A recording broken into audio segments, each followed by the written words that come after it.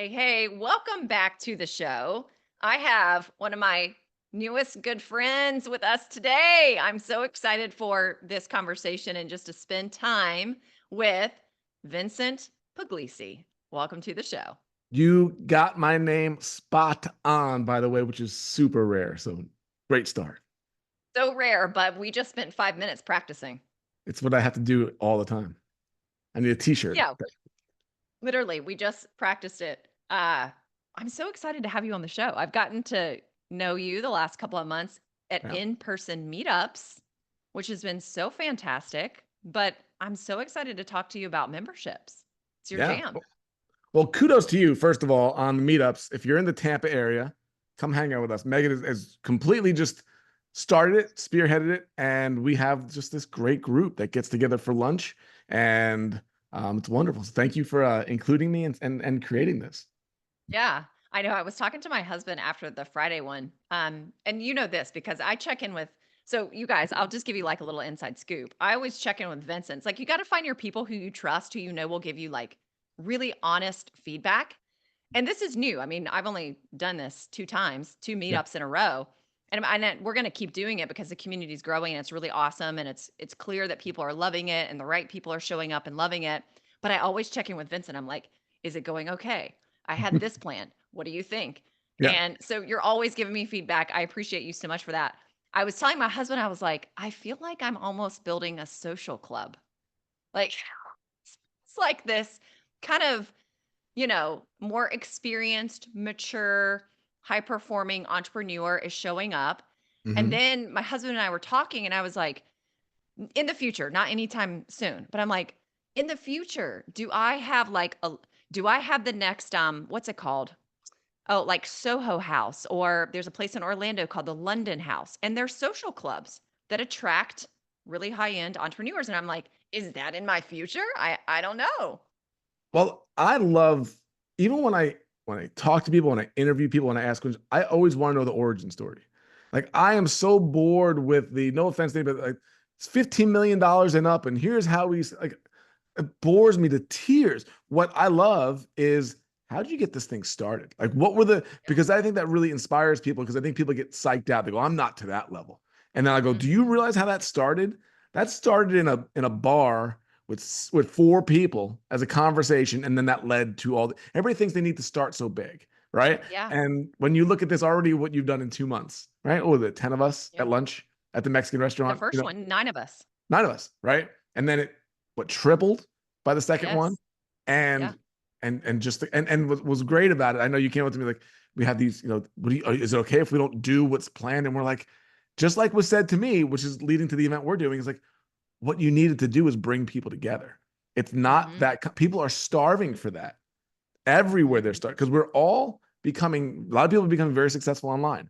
It takes less time, but people are Mhm. kind of lonely for in person. And you and I were talking about on Friday, like I truly believe 2025, 2026, you're going to see live events really start to grow again.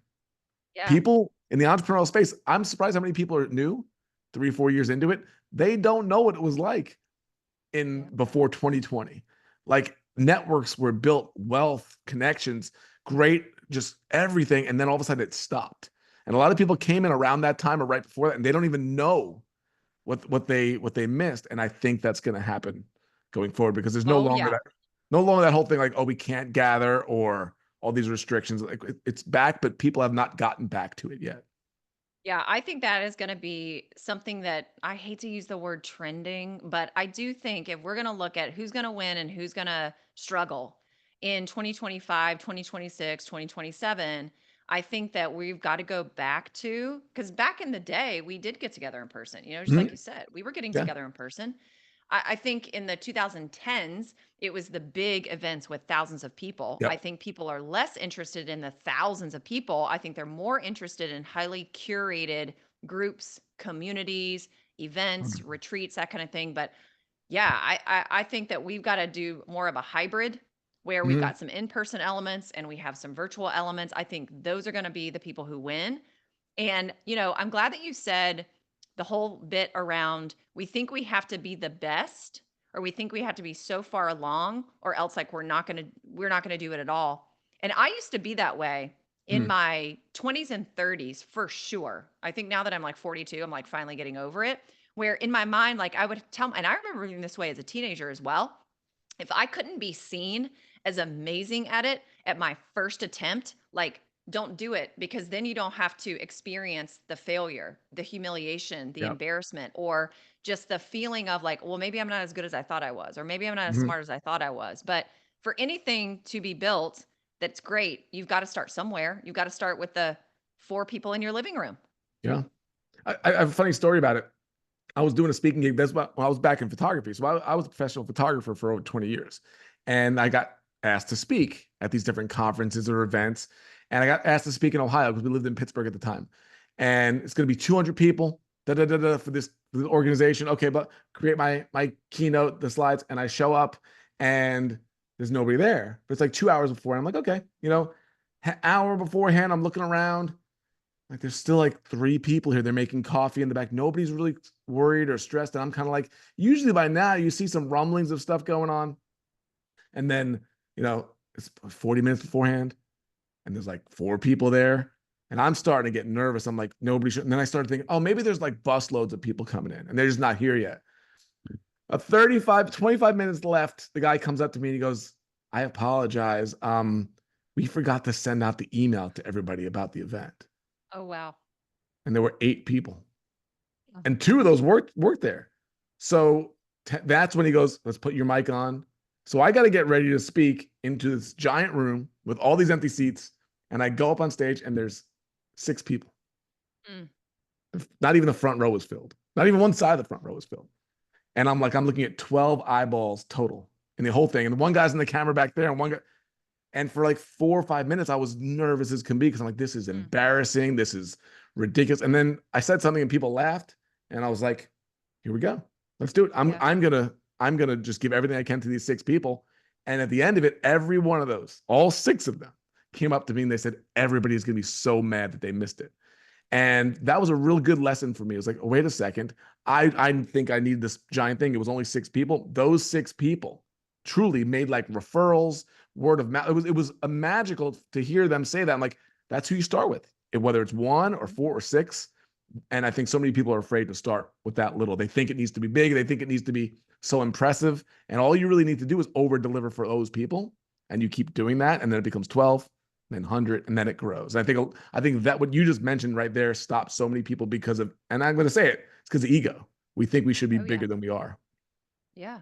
Well, the other thing too that the big lesson I learned at our last meetup that we had when I was saying to you, I was like, "Hey, I had this thing planned. It's too loud." Like I totally had to wipe it. Like, is that okay? Yeah. And sometimes I think we just need like that validation or that assurance, like it's okay.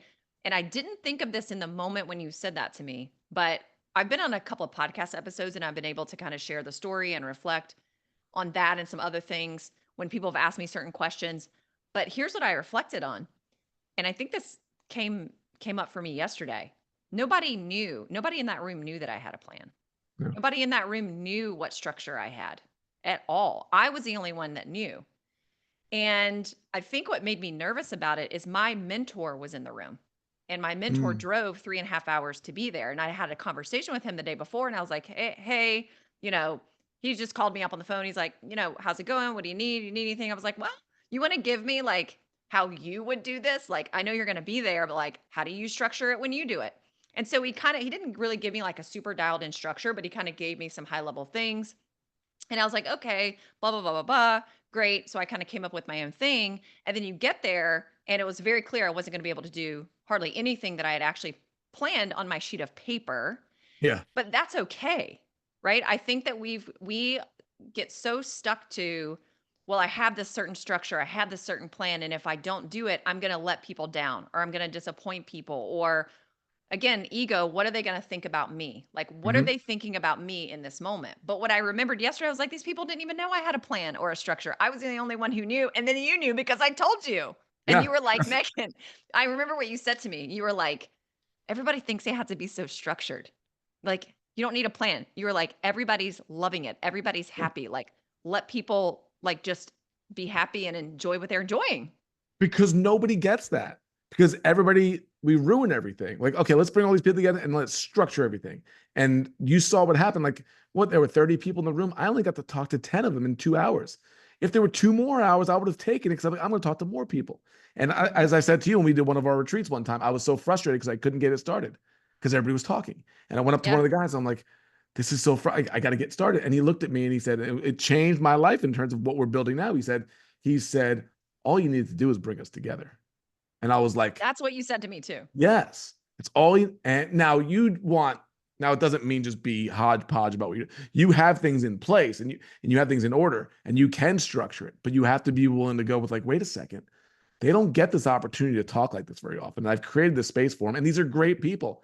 And I looked and I said to you, I said, look around, not one person looks bored and not one person is sitting by themselves. That's Yeah. a sign of success. Yeah. Totally. Okay. I love it. I love it. All right. So, speaking of community, Mhm. and you mentioned origin story and you love people's origin story. That is one of the things that I love hearing about people's business journeys. I love learning about the human being behind the business because almost none of us started out in the business that we're currently running. It's not what we Yep. ever thought we were going to do. We didn't go to college for it. We didn't like graduate high school and then become entrepreneurs. I guess a few people did, but I don't think you and I did that. And you mentioned that you were a sports photographer for 22 years. Mhm. So I'm curious, what led to ending that career and then starting your own business as a I mean, you run memberships now. Mhm. Yeah. Yeah. Weird combo. Yeah, Um, weird combo. so it was the sports photography thing is probably the most public facing thing, but we did weddings, we did commercial, we had our own business. So I was a newspaper photographer for 10 Okay. years. Journalism, magazines, wire agencies in New York City, and then different places around the country. Wound up working for different newspapers. My wife and I were both photographers, graduated with journalism degrees with each other, and we wound up going to these different cities: Evansville, Indiana, Pittsburgh, Pennsylvania, and then but in Indiana we decided we're going to start our own business because I was struggling. And the story is I was international sports photographer of the year in 2004, biggest award I could win, but I made $32,000 a year. Now Wow. I'm doing the coolest assignments you can imagine. President Like comes what? to Like tell us some like what are some of the ones? I hung out with the Dalai Lama for a day. I in New York City, I just shadowed him for an entire day. I photographed 5 U.S. presidents, and any concert you could imagine, all the sports stuff, different. When celebrities or not even celebrities, but like really cool people, celebrities and local and national, international figures, I would be the fly on the wall. Like I was either front row or backstage. It was the coolest thing. It didn't pay very well, which was fine until we decided to start a family. And we decided to start a family. Our oldest is now 19. And when Elizabeth was pregnant with him, I realized, like, crap, this isn't really going to work, you know? And I looked around the newsroom and I'm like, everybody looks miserable. I never noticed this before. They couldn't go on vacation. They always complained about money. I didn't care because I was doing the dream job of a 31-year-old, right? This is what I want to do. Mhm. So I win this award, go to DC to National Geographic for the award ceremony, like the biggest that I can get. And the next month is my review. And the month after that, my son is being born. Our son is being born. So that's everybody's like, this is where you're going to get your big raise because now you're hitting it, having the kid, blah, blah. And I go into the office and my boss sits down, he goes, does my review. And he's like, this, I mean, you went above and beyond with everything. He raved and raved and raved. And then he takes off his glasses and he rubs his eyes, and that's a bad sign. And he's like going like this, and he goes, but I can only give you 3%. And my heart dropped. And he goes, just so it makes you feel better, nobody's getting anything this year. It's tight. This is the line in the journalism world. There's never any money. Doesn't matter now or then. And he's nobody else is getting anything, but you're getting 3% because everything you've done. And I said to him, I said, you know what? 3% of your salary might be something, but I don't make anything. And 3% of nothing is still nothing. I've never been that way before, but my heart is racing now because I'm like, my wife wants to stay home with our kid. How am I gonna support our family? So I went home and I left the paper. I just went home to just kind of think. And I called my dad, who had his own business. I used to work for him when I was a kid. 15 or 16, I worked for him. And I'm like, oh, maybe I can work a little bit with my dad to pay for diapers and formula. That's all I was thinking. That's it. And he said no. So now even my dad's turning me down. This is like the worst day ever. Wow. Still remember Yeah. laying on our bed, sun coming in. It's June, it's hot. And I'm like truly one of the few moments I was really scared. Yeah. And he said, I'm going to give you some advice. And he goes, I tried to tell you this before. You haven't listened. He said, maybe you're going to listen now. So he had my full attention. And I said, what? And he said, you have a skill, but you're not using it correctly. And I said, all right, what do you mean? And he said, you become a really good photographer. He goes, you weren't 7 years ago. You've worked really, really hard. You've done all these things, but you're settling. Imagine your dad telling you this. He's like, you're settling. You're settling for $32,000 a year in benefits. He goes, you can do anything you want at this point. You could start your own business. You could do commercial. You could work for magazines, doing sports. You could travel. You can teach. You do anything you want, and you're settling for $32,000 a year in benefits. And I'll never forget hanging up the phone. And I was like, oh my goodness. So I literally opened up the phone book and I started, remember the phone book, if anybody remembers those. I started calling photographers that own photo studios and weddings and see if I could work with them. Every one of them turned me down because they knew me from the newspaper and they didn't want to train their competition. I couldn't work for them. So I took the phone book and I'll still remember I threw it against the wall. And I always heard the saying, like, if you can't beat them, join them. And I was like, well, if we can't join them, we're going to beat them. And I called my wife, who's 8 months pregnant, and I said, we're starting a business. That's exactly how our first business started. That one moment. And she's like, okay. And I said, people call the newspaper all the time looking for a wedding photographer. We always say no because we're too good to be wedding photographers because we're journalists. But Yeah. everybody's broke. So I said, from now on, we're going to answer the phone. We're going to say yes. And we're going to start. And we photographed 2 weddings for free. And then we, boom, boom, boom. And all of a sudden, within 4 months, I made more in one day than I'd make in a month. Wow. And I remember going, walking around the newspaper and being like, wait, doing the numbers, like, this can't be right. The 2 of us working together is 440 days for $65,000. And we're making that in 15 days. Like I couldn't, this was the first entrepreneurial moment in my mind. So I started like doing my assignments and going to the library and just reading Seth Godin books and reading Robert, like just reading business. I never read a business book in my life. We never talked, we talked about art, not business. And great artists are usually terrible at business. And that's where we were. So that was it. But then fast forward way ahead, 10 years later, we had built a very successful photography business. We had built freedom in our life. We did whatever we wanted to do. We didn't have to work that much. Money was great, the whole thing. But I got really bored. I tried everything that Were I you could. still were you doing just wedding that whole time, those 10 years? No, I was doing weddings, I was doing sports, and I was doing, more journalism and commercial. It was It a was all variety. through your own business. Yes. Yeah. Once Okay. we quit the newspaper 3 years later, and we went on our own in 2007. So we've been full-time entrepreneurs since 2007, early 2008, building the business. But I kept challenging myself. We could try this, we could try that. And eventually I just got to the point where I was like, I can't challenge, but I'm just bored. No matter what I do, no matter what shift I make, it lasts for a month and I need the next thing. And I'm like, I don't like the way this is. So I photographed a wedding. And this was the turning point. I photographed a wedding and we had been known to be good with business within the photography world, which was kind of rare because everybody was great with their stuff, but they were terrible with the business side. So this is DJ that we loved. Everybody recommended him, but he was terrible with his business. So we're sitting there in this really fancy country club and we're eating dinner. Remember salmon and risotto? I still remember. And I started coaching him on his business, asking him questions. And at the end of it, he was like, you just changed. Oh my goodness. He was like, this was the most helpful hour. And now we have to go start the music up to start the reception. And Megan, it was the only time in my career that I was like, I don't want to shoot. I want to keep talking to him. Mm. And then the next wedding we went to, some drunk guy's like, hey, photographer, take my picture, like at 10:30 at night. And I'm just like all exhausted. I went home and I said to my wife, I said, I'm done. And she's like, what do you mean? I said, I'm done. I said, not today, not this week. We still have weddings to do, but I am done. This is what I said. I am done photographing drunk people dancing at 10:30 at night. I'm done. Hmm.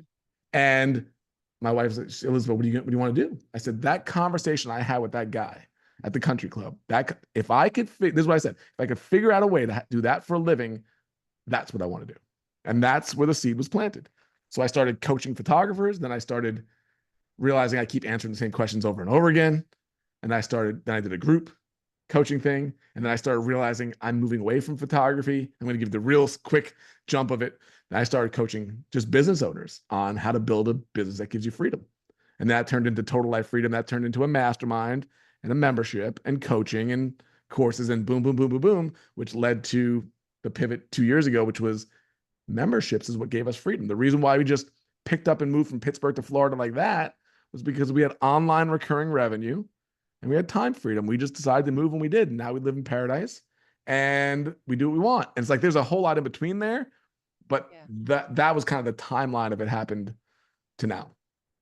Okay, so you've done for you services. You've kind of done all the services. You've done the done for you services in your photography business, right? You were the actual photographer taking the pictures.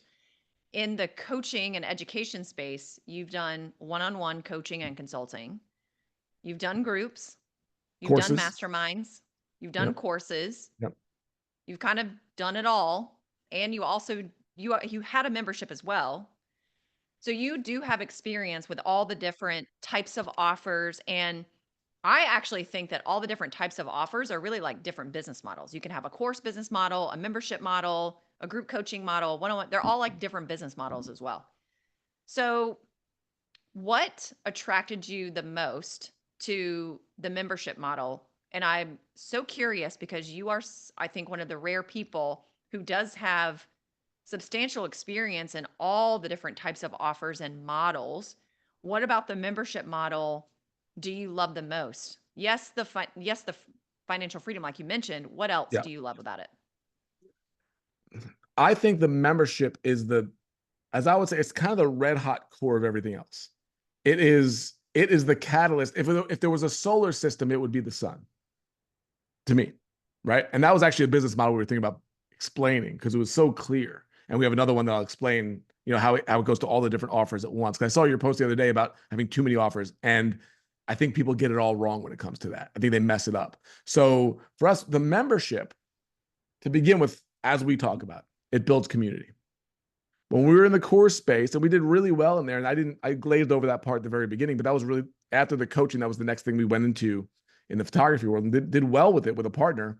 But sometimes partnerships don't go very well. And I learned that because it wasn't the whole other thing, but didn't have a big impetus to sell that course when he got 50% of the sales, when everything he did got 100%. So we created this really successful course, but then it kind of faded pretty quickly. And I didn't have the audience to sell it. And I learned really quickly, oh, that's great if I have the content, but if he has the audience, there's nowhere for it to go. So I learned a very quick lesson with that. But the whole course world for me was, man, it sounds exhausting. And it was exhausting because without a community, you're constantly selling one-off products. And this is what I talk to all the time. People come to me like, I want to build a course. I'm like, do you have the audience? And so many times they do not have the things in place to sell a course. Membership, when you can build community, instead of doing, in real simple terms, instead of doing a course where somebody has to spend a lot of money for a lot of content, you can literally break that down into monthly content for a lower price that's recurring, that actually connects them with other people and lets them go at their own pace. I was like, that's what I would love, as opposed to taking my chance on a high price course. I'd rather pay, less money. And if you're good, I will stay with you forever. And I can tell my friends about you. And then we could be in community together. So the community we builds everything else. For instance, this event that we're doing, the Unconference in February, half the people are coming from our membership because they know, like, and trust us, and they know, like, and trust one another. I'm not trying to go around individually to sell all these tickets to people. They're swooping them up and taking them. They want to be together in community. When I do coaching, it goes first. I mean, mainly almost all of my coaching clients are my members because they already trust me. And as I said to you earlier, we have a members first mentality. Like, I'm not looking for clients.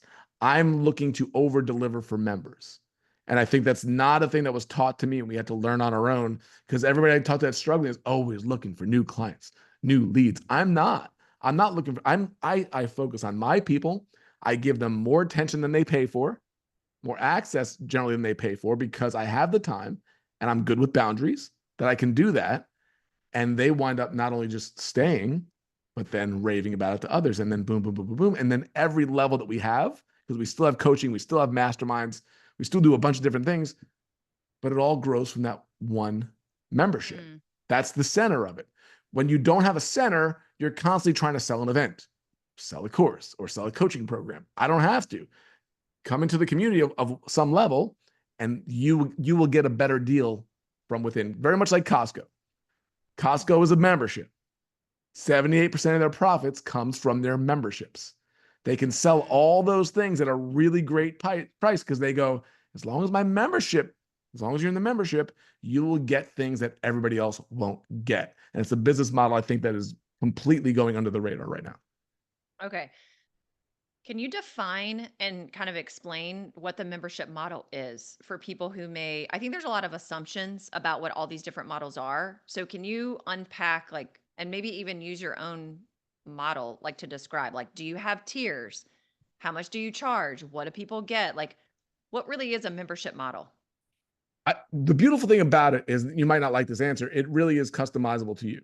And so it's kind of like when you ask a lawyer, like, what do I do here? And the answer always is, it depends, right? That's the lawyer answer. I'll give you a lawyerly answer. It depends. It's the same thing here. Our membership model comes from our experience. And my experience was being a sports photographer for 22 years. Near the end of it, when I was getting really bored, I remember shooting the Stanley Cup final in 2017. It was my dream assignment.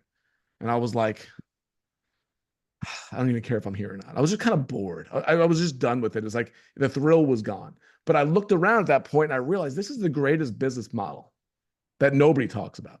Everybody looks at sports and they go, well, what's LeBron James' contract and what's the drama going on here and who's going to win the championship? And I looked at it and I was like, they play one game in one niche stadium and they give tons of content away for free, right? We could live here in the Tampa area and listen to the Buccaneers games for free. We can listen to them even win the championship on the radio, not spend a dime. Still making money from advertising, still making money from products. But if you want to actually see the Buccaneers, if you want actual access, you have to go to Raymond James Stadium and buy a ticket and go inside. And when I started just mapping this out, I was like, every solopreneur can do this. You don't have to be a billion-dollar sports franchise. Because I started looking at well, there's cheap seats, and there's medium tier, and there's a concourse with products, and there's luxury box, and there's clubs. There's even fantasy camp if you want to spend a ridiculous amount of money. And there's always people that are going to buy at a different level. Now you're going to get 3,000 people at the cheap one and 3 at the really expensive one, but there's always someone there. And instead of building out 5 different businesses, I have a low price thing here, we put it all within one stadium. So anytime I talk about it, I just refer back to our stadium of offers. It's one thing we do really, really well, and we focus on that, and I give away tons of content for free.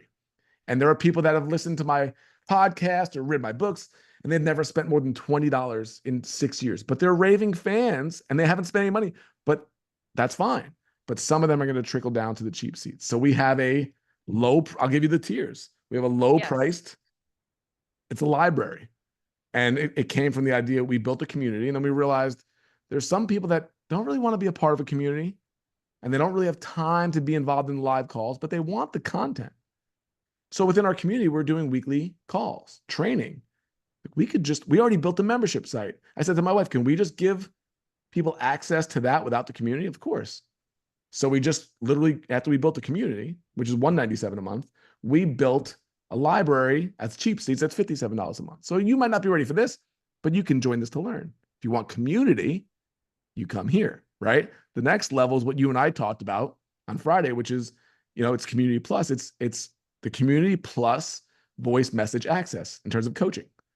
So those people closer to the field can send me private messages about their questions, about their struggles, what they're working on, accountability, right? Boundaries. And then we have a mastermind that's real close to the field. And then I have one-to-one, more corporate coaching. It's very rare, very few spots. And then we have live events. And then we have products that go into our concourse, books, courses, blah, blah, blah. Not complicated because it's one stadium, one thing, which we help you build, create, build, and grow your own membership. And that's where it's so many people get confused because I don't know if I should go high ticket or low ticket. You build a stadium, you could do any of it. And you don't build them all at the same time. That's where that was my okay.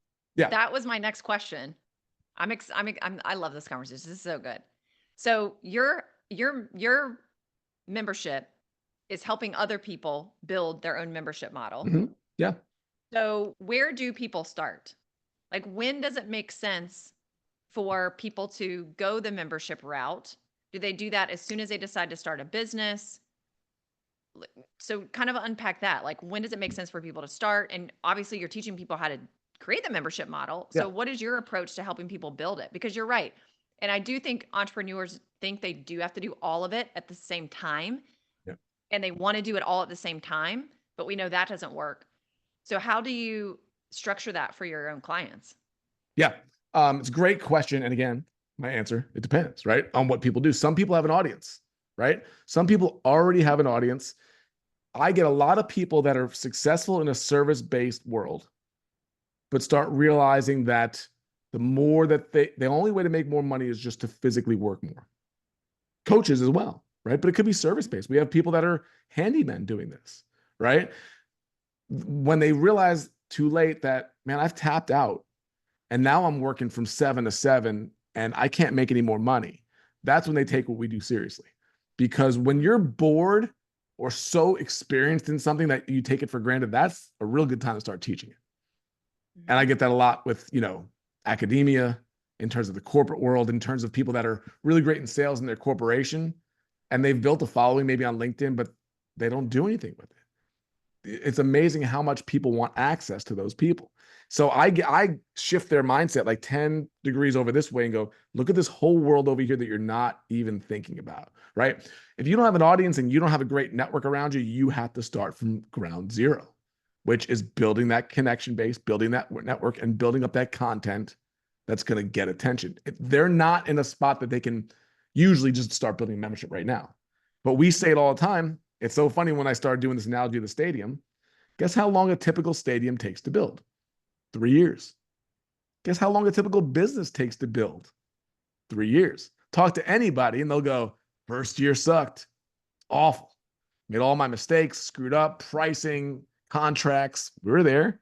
Second year is like, there's some balance. It's still really hard, but I'm starting to get some footing. Third year, we would say it every year, man. We'd be like, how did it get so easy? It was so hard 2 years ago. And now we're sitting here at the beach and we're getting 2 referrals while we're doing nothing from somebody within it. How'd it get easy? Yeah.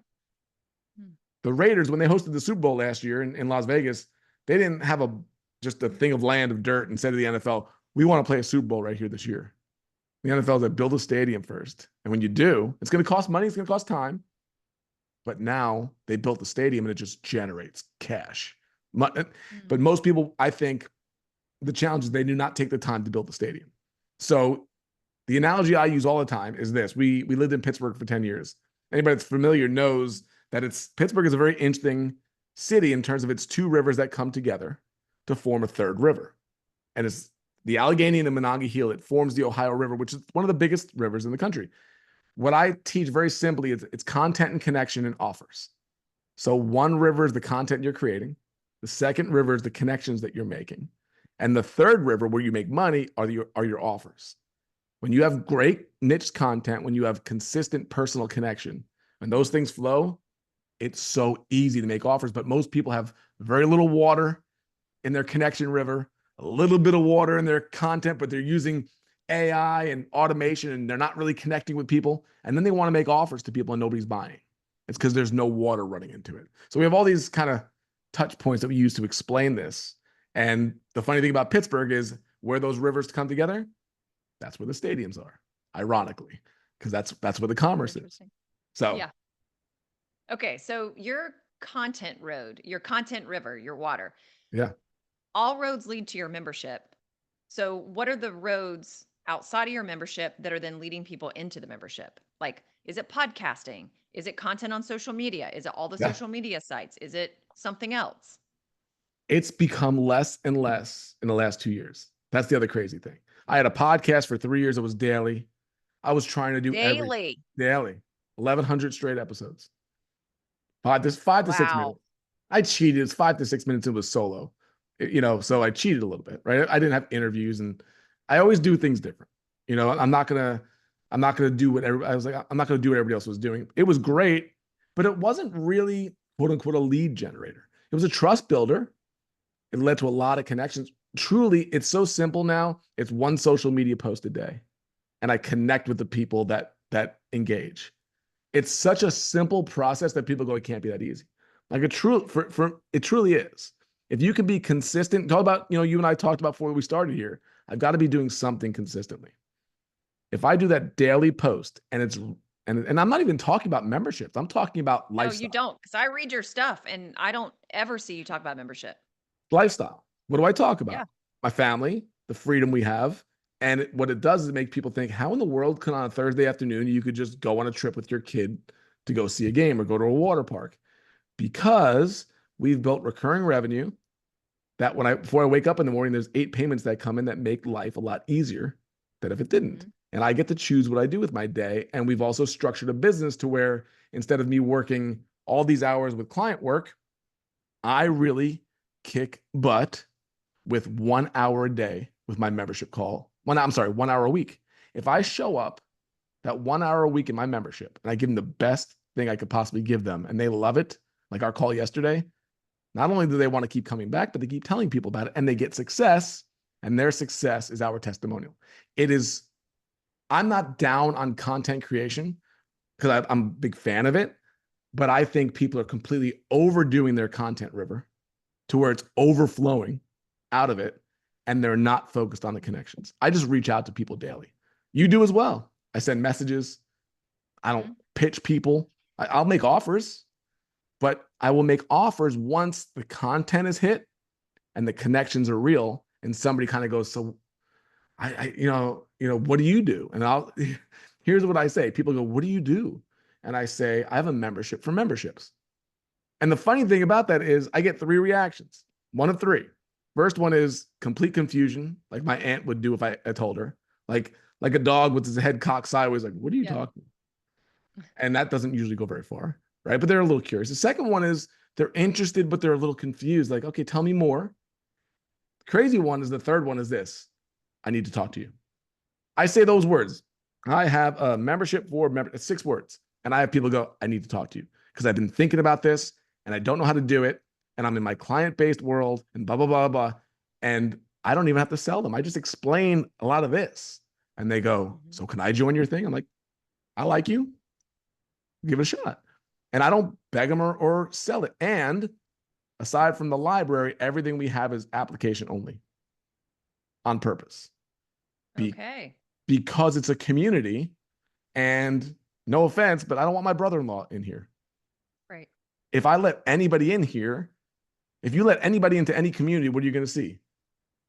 Things aren't going to be taken care of.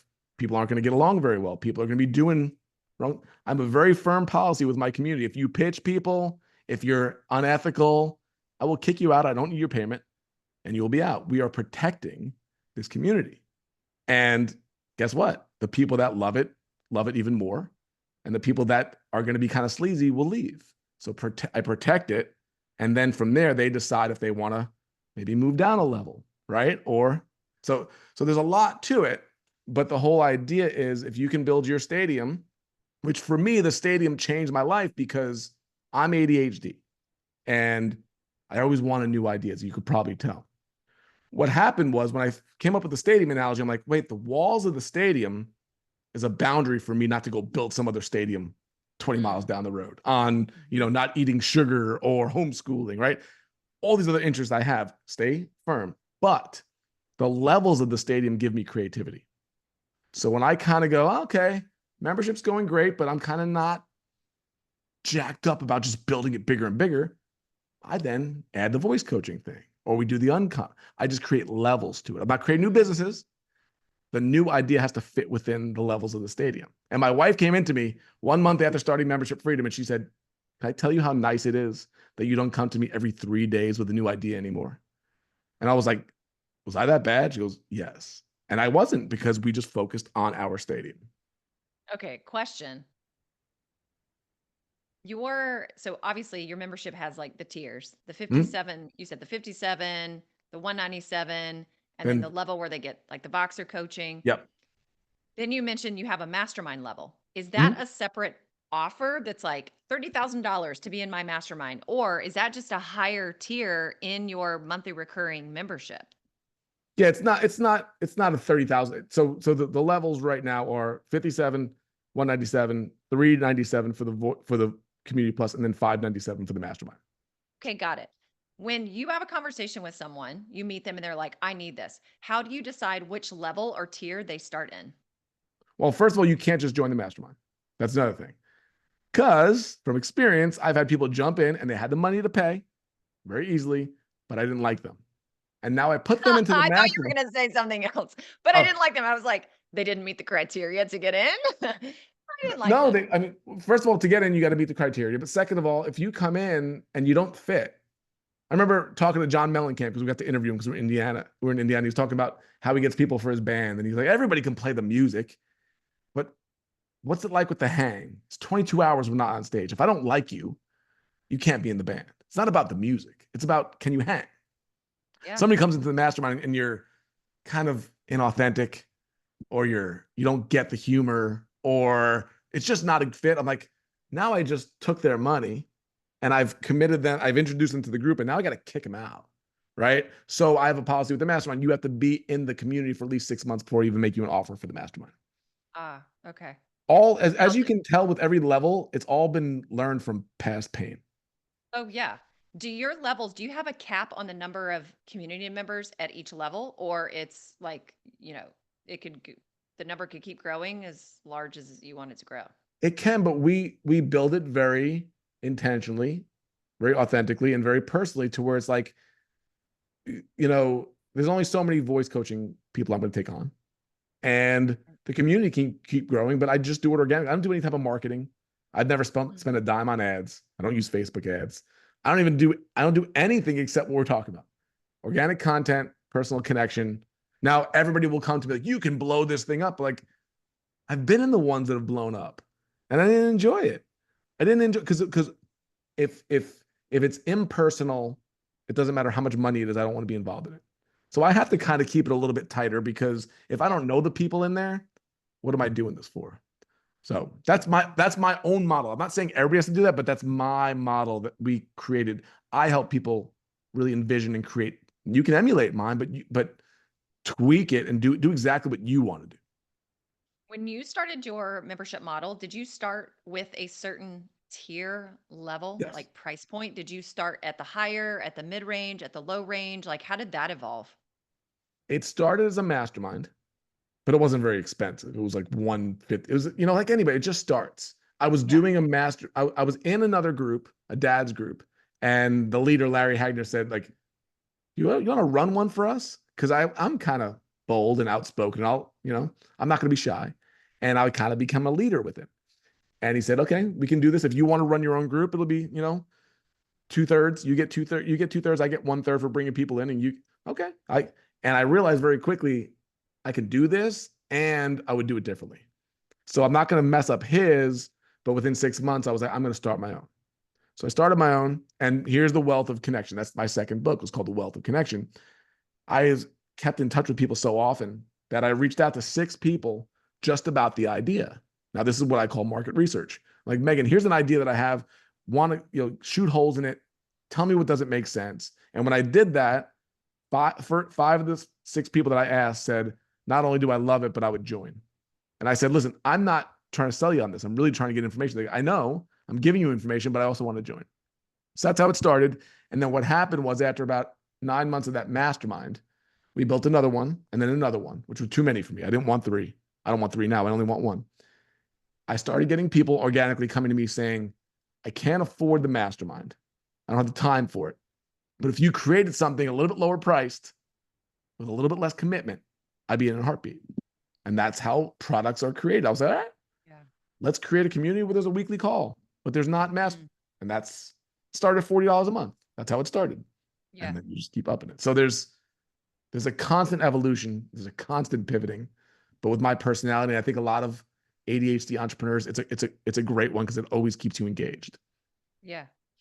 I'd love to hear you talk about the power of community. So, in my consulting, a lot of coaching and online education companies, one of the projects that I have done for people is third party interviews with their clients.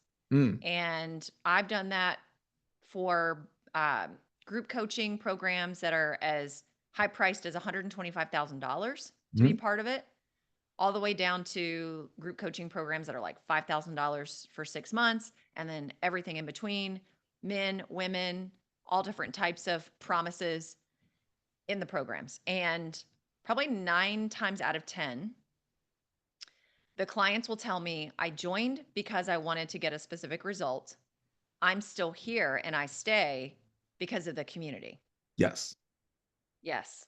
I have a feeling that is the case for you as well. People join because 100. they want a particular result, they stay, and they're locked in because of the community. So, and you're doing community very well. And one of the reasons why I know is because largely you continue to grow the membership through referrals. And that typically is only happening in this type of an organization and ecosystem Mhm. when the community is a major focal point of the organization and the ecosystem. So, Yes. what have you learned about community and what keeps a community together and growing from we're talking about business. So, whether it's Yeah. memberships or group programs or masterminds or whatever, it's all kind of the same thing when it comes to community. What have you learned about community? Yeah. Oh my goodness. A lot. You're spot on with what you said. One of the first lines ever said to me, and everybody listening to this that's ever been in this for even 5 minutes has heard this line, which is they come for the content, but they stay for the community. We've all heard that. And that's what my first person I did that course with, Kyle Schultz. The first person that said that, because they come for the content, but they stay for the community. Everybody thinks it's all about the content, right? Then one of the main things I've learned with it is people don't want nearly as much content in a membership that the membership owner thinks they do. Good. Number one, right away, I'm building out 12 months worth of content. They haven't started yet. Like, stop. Please take my advice here and stop. Every membership we've ever started, and the ones that are successful, quite often because they take action, 2 months worth of Q&A calls. Just do Q&A calls for 2 months and see what your people even want. It's going to be vastly different from what you think it is from your course. We look around and we look at the questions people are asking. We look at what they're struggling with. We look at what their dreams are, where they want to go, and we create calls around that. The beautiful thing about a membership as opposed to a course is this. We talk about market research a lot, right? When I reached out to those 6 people, personal market research. Now, we've done 3 calls in 2.5 years on that. If I did a course, that first call, the content within it would have been what the content went to the course, and it would stay like that for years because I'm not going to keep re-recording it with new content. It's just not good use of time. With a membership, it's kind of state of the art, because 4 months later, I could say, I learned a couple things that I didn't talk about in that call, and we're going to do another call about it. We're going to update you on it. And people go, got fresh new information. The call we just did, Megan, yesterday was about voice message coaching, what you and I talked about on Friday. It's been a huge part of the growth that we've done recently. And it was so engaged because so many people hadn't thought about it. But if it was, that wouldn't even have been in a course if I recorded a course 6 months ago. It gives you state of the art access and timing to update your people in real time with what's going on. I don't know another way to do it as well as a membership, but they got to be members to be a part of it. And the whole idea of members get benefits. Who am I going to call when I'm driving to the beach and I got nothing to do for 40 minutes? One of my members. And then they get off the phone, they go, I didn't pay for that coaching call, but that was awesome. And I wouldn't have got that if I wasn't in the membership. When Yeah. you can do that for your members, you can connect them to other people. You make referrals to them, members first. They're going to be like, this is a no-brainer. Not only am I not leaving, but I want to talk about it. And then you get that cycle. That's why our turnover rate is incredibly low, incredibly Mm. low. It's like 1%. And I How think long that's do people like do you know, even I don't know if you know this number, but like on average, how many months or years do people stay in your membership? that's a good question, because I'm not a tracker of that stuff. Like, I'm not Okay. but it's over a year. It could be closer Yeah. to, we have people from that first offer that I made, that $40 offer. We have people that are still, they have not left from there. And they're not always active, right? Yeah. But they don't want to leave. I'll say to them, do you want to cancel? Because you haven't done anything in 3 months. Like, don't you cancel my payment. Because they realize when they leave the community. And when Where you, do you house your community? Is it like a Facebook group or is it off of Facebook and it's in like a circle, a school, a yeah. whatever? So this is a hot topic, because that's the number one question I see. What's cool is this is like what, 20th question you've asked me is and that's when you went I there. want to ask you 89 more questions, but at some point we're going to have to stop. But the beginners always say to me before they even think about their audience, before they think about their connection or their offer or what they're good at, they go, so what should I use? Should I use School? Should I use Circle? Should I use this? And I'm like, it doesn't matter. Well, yeah, And I agree. It doesn't matter. yeah, but that's what they focus on. So I tell everybody, no matter what you think about Facebook, because I know it's hot to bash Facebook. That's where everybody is. That's Yeah. they won. We took it off twice, Megan. We went to Mighty Networks 5 years ago because it was the thing to do, and engagement dropped. We came back, licked our wounds, came back. 2 years later was Discord. All right, we're going to Discord. Spiked for 2 months, dropped. Finally, I said, Zuckerberg, you win. I give in. You won this. You got 3 billion people. Until somebody has more people that are engaged like you do, and people are like, oh, Facebook group, they'll bash it. It primarily is the best place to do community. So we do Facebook community, we do Zoom calls. It's very simple, and we have Kartra. We use Kartra to house our membership, and that's where all the content goes. But it's a very simple process, and we don't use those offsite ones for community because people are not gonna like. Even when I'm in one, I'm not going to go to the other app. It's not going to go there. I agree. I still think Facebook groups are the best place to house your paid communities. Have you ever had a free Facebook group? I mean, I understand that the membership gets a paid Facebook group that is just for paying members. Yep. Do you still have a free Facebook group, or that's not part of your process? Everything I've learned is learned through pain. And we had a Facebook group, and it grew, and it grew. It wasn't huge, but it grew and grew. And I started realizing, now maybe we didn't do it the best, and it was 7 years ago. But I was like, man, the free Facebook group is taking more of my time and attention and energy than the people that are paying me. I was like, what am I doing this here when these people over here aren't getting the attention? So I just said, hey, if you want to go, this is what we have, but I'm closing this down, and I haven't done it. Now, there are methods to using them really well. I'm not against it. But for me, I love freedom and I love peace, and I don't want to manage it. And I don't want admin. I know all the answers. You can do I know all that. Then you get all the spammy stuff and you get spammy people. I'd rather have a more curated community. And I know that's why I'm saying there's a million ways of doing it. And Facebook free groups can work. It's just not for me. Got it. All right. I still want to ask you so many questions, but people fire away. You can edit out whatever you want. I'm in no rush. We're gonna like tune us out. I think I love this stuff. I think it's so fascinating. Okay. I think one of the misconceptions about memberships is that you can't do one until you have a very, very, very large audience, so that when you open the doors, you got enough people paying $59 a month or $197 a month or whatever, so that you're actually making enough money to pay the bills, pay your business bills, get by, all the things.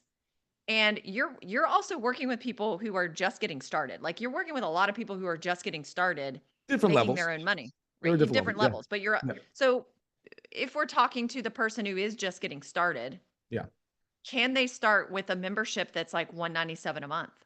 And let's say they haven't built a brand or a big audience yet, like they're just getting started with that. Where's the money come into it? Because it depends, right? Because there are different levels to it. There's the hobbyist membership. There's the kind of maybe health, we call it. And then there's business. And the farther down you go in that rung, the more money people will pay. Like, we had a woman, this is one of my favorite membership stories, not to go off topic, Deborah Mobes. She has a murder mystery quilting membership. Murder mystery quilting? Yes. How do those go together? She is in the quilting world. It's just a great story. Just look her up. She's awesome. Written books on it. She had her own brick and mortar place, and she realized, this is where we're paying attention, she realized that her murder mystery, her quilting clients, because she sold yarn. I don't know what I got to find out a little more what she was selling back then, but it was more in the quilting space, and they all love murder mystery stories. So she said, this is how entrepreneurship works. She says, I'm going to create a membership around this. I've got an audience, because she had people that followed her. And what it's going to be is she's going to design a quilt. It's going to have 12 squares, right? And in each square is going to be a clue to a murder mystery story. And as you quilt this thing over a year, you will hopefully figure out who the murderer was. And I'm going to do this in community. So she laid it out. She designed the quilt before the year even started. She opened her doors in December, I think is when she opens them. it was $100 a year, and she had 3,100 people in it this year. Okay. That just goes to show you anybody with any type of expertise or interest can start a business and have a membership and make money. The niche, she had the audience to get the numbers, but she said the worst, when she came out, the worst year was the worst. She was like, all these people they were not happy with because you make all the mistakes in the first year. They were all so mean, and we were like, quilters were mean. I thought quilters were like the nicest people in the world. Like the quilters were like, she said she cried herself to sleep every night. And then 2 years later, like really great story. She thought I'll introduce you. You should have her on. She'd be great. 2 years later, that's when she realized what community. This is what happened. There was all these fires in California. Remember the wildfires about 7 years ago? These people lost their homes. And two of the women said, I'm sorry, I'm not going to be able to do my quilt this year because it all got burnt. She wasn't worried about it. She was worried about not about letting down the people in the community. And then the people in the community all went out and bought all the material and redid her quilts for her and sent it to her. Wow. And that's when Deborah was like, it's not about the content, it's about the community. And so everybody learns in a different way. But that's one that was like a very low priced one, but she built the audience around it. I'm hesitant when somebody goes, hey, I want to start a membership. I don't have an expertise. I don't have a following. I want to do $197 a month. Like, I think you're going to be challenged with that unless you have some really great sales skills and you have a, forever challenge that you're going to give to people. That's not where I usually start in terms of, hey, how do I make quick, good money from it? Yeah. If you get 100 people, you're making 200 grand a year. That's pretty nice, right? Yeah. That's not how it usually starts much more organic than that. Like something what I say is, what would you do for free? What would you talk about for free? Like, I can have this conversation all day long, whether I'm making money or not. I'm like, I love helping people with this. If I was thinking dollar signs, I would be like, okay, Megan, I got to go. I got the next thing I got to talk. What would you do just because you love talking about? And once we get into that conversation, like, oh, and this is what people ask me about. When you start getting that going and you start creating content that goes to that, like, I'm not over the moon about memberships. I'm over the moon about freedom. I'm over the moon about spending time with my kids, right? That's what memberships gives me that. Whenever we want to go on a road trip, we go. So it's not like, I'm just I'm a tech geek membership guy. No, I don't care about the tech side of it. I care about building a business that gives me freedom so I can be the best dad that I could be. That's like the difference between the vision and the vehicle. Yeah. The vehicle is memberships. Yes. The vision is the freedom, the family, where you want to spend your time. That's how it. you want to serve, the impact you want to, 100%. Awesome. But when I'm with my kid, my son loves this band called Sabaton. It's like a metal band, and I grew up with metal, and he's like, and they're coming on this tour a couple months ago, and they're in Alabama, Huntsville, Alabama, 10 hours away.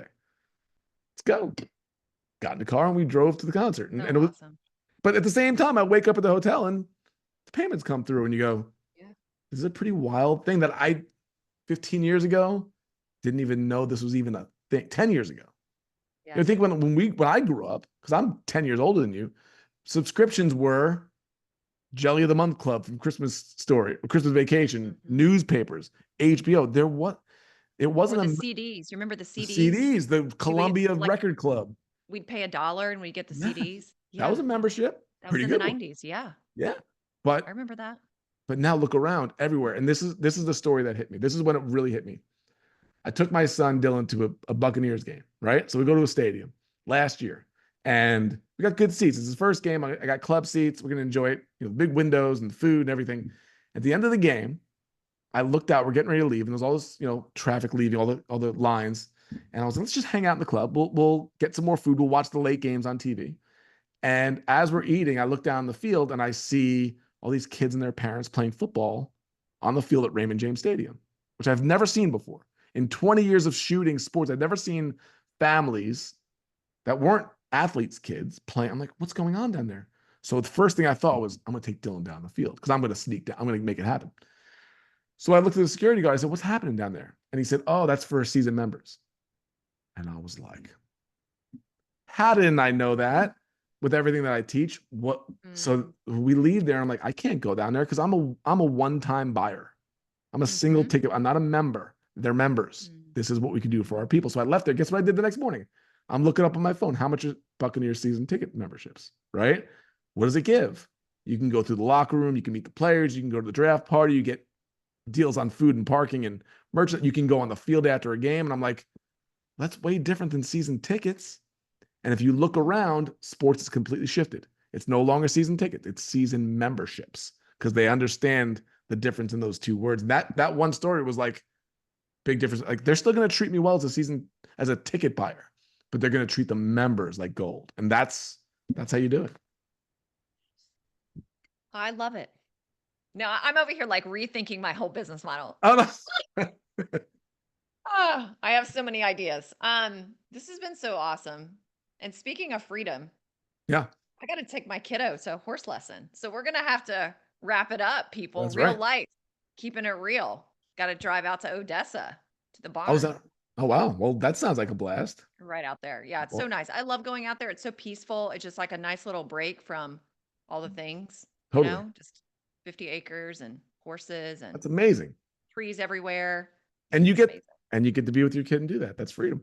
Exactly. Mhm. Exactly. Okay. So if we have not convinced people to have a membership model, I don't know what will. How can people find out about your offers, follow you, learn all the things?